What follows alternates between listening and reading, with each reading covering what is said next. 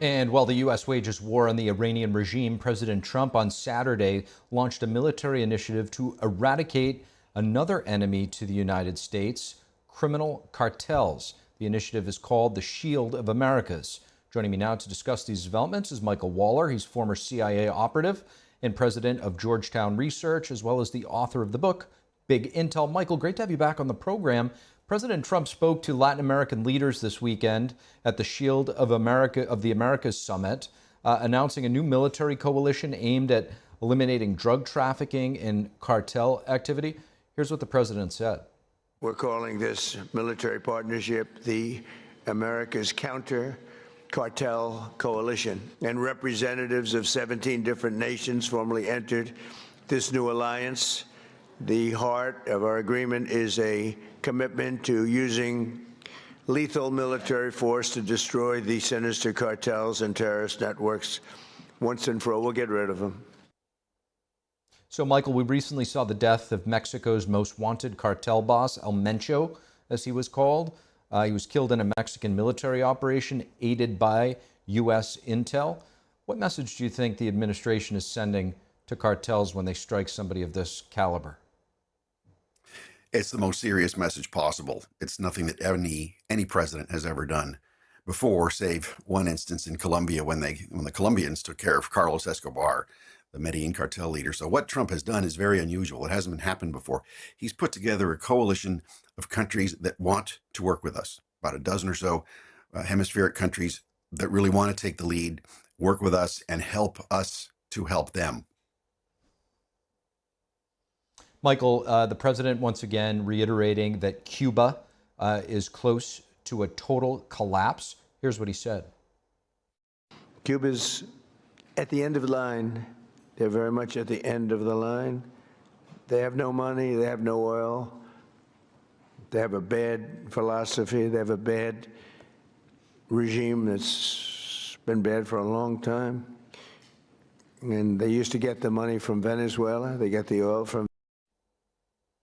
Michael, the president, interestingly, there points out a bad philosophy. That philosophy is communism.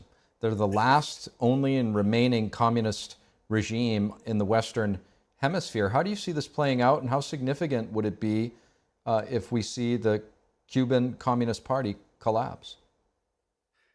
It would be a fantastic thing to see collapse. Question is, how do we do it? Is there going to be a revolution from inside where you've got a huge security apparatus that would make it almost impossible to do? Is there going to be some sort of agreement that Trump makes with the existing regime leadership, or something that nobody's really thought of? What we do know is the Cuban Communist Party is doomed. It has a short lifetime left on it, and Trump and Secretary Marco Rubio are committed to seeing this through.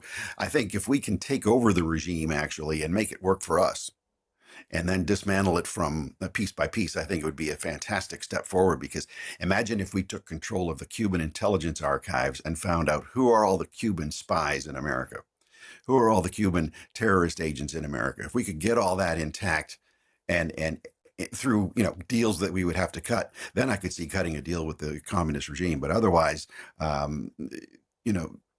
anyone who doesn't cooperate 100% with us should not be free to roam the earth without fear. Yeah, the intel treasure trove there for their partner in crime in the East, in the largest communist party, and the United States' greatest adversary, China, might expose quite a bit of that relationship and unearth many things that we'll have to wait and see. Another aspect of this, Michael, is how this coalition is countering malign foreign influence in our hemisphere. Here's another clip of the president talking about it. So, and as these situations in Venezuela and Cuba should make clear under our new doctrine, and it is a doctrine, we will not allow hostile foreign influence to gain a foothold in this hemisphere. Michael, as a former CIA operative yourself, could you talk to us about some of the ways you think that our adversaries have cooperated with the cartels and other narco-terrorists in Latin America? Sure. The Chinese Communist Party, some of their main allies are the Mexican criminal cartels and others. This is a chemical warfare weapon that the CCP is using against us by sending fentanyl, and now fentanyl precursors, and probably others, to Mexico, where they're made into the drugs to not just make money, but to poison us and to create huge burdens on our whole society. You look at that, you look at the 60,000 odd military age Chinese males who came in illegally over the border. That's 6 army divisions right there. 6 army divisions of CCP authorized. They're allowed to leave the country and come here. Same haircuts, many wearing the same clothes, same gear. They're regimented for something. We don't even know who they are. So they're working with those. They're working with politicians who they've bought off. They're working with military figures they've bought off, security figures they've bought off. And it's not just left-wingers. It's all across the whole political spectrum in Latin America, just like here at home in the United States. To that point, Michael, we know that over 20 countries in Latin America, in the Caribbean, and South America are participants of the CCP's Belt and Road Initiative. Can you talk to us about the CCP's footprint in our hemisphere here in the West, and how this initiative can help counter Beijing's malign influence?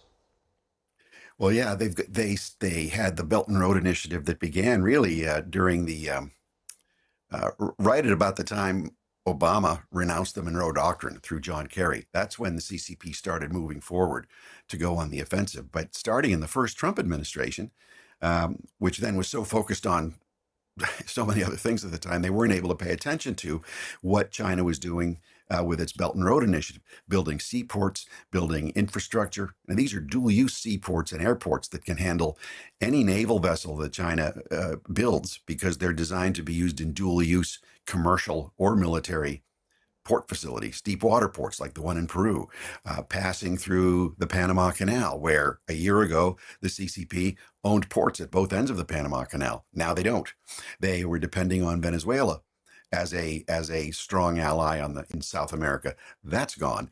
They're depending on Cuba as a strong ally in the Caribbean. That's gone. So they're stuck with little countries like Antigua and Barbuda, which is run by this crooked family named Gaston Brown, and he and his wife are running the island on CCP money, and a few other small places around the hemisphere. But the Communist China is losing its assets. Although there's one asset that they still have, and this might be a reason the president had to set up this Shield of the Americas. The Chinese Communist Party has a proxy running the Organization of American States, which is this hemisphere-wide 30-odd nation coalition of countries from Canada down to Argentina. Only Cuba and Venezuela are not full members of it, and the CCP took it over through a proxy from Suriname. So that's a treaty-based international organization that we have. So Trump's had to move his way around it with this new initiative. Shocking. Another proxy that we all get to learn about that the CCP is using. Michael Waller, as always, greatly appreciate your time and insights. Good to see you, Steve.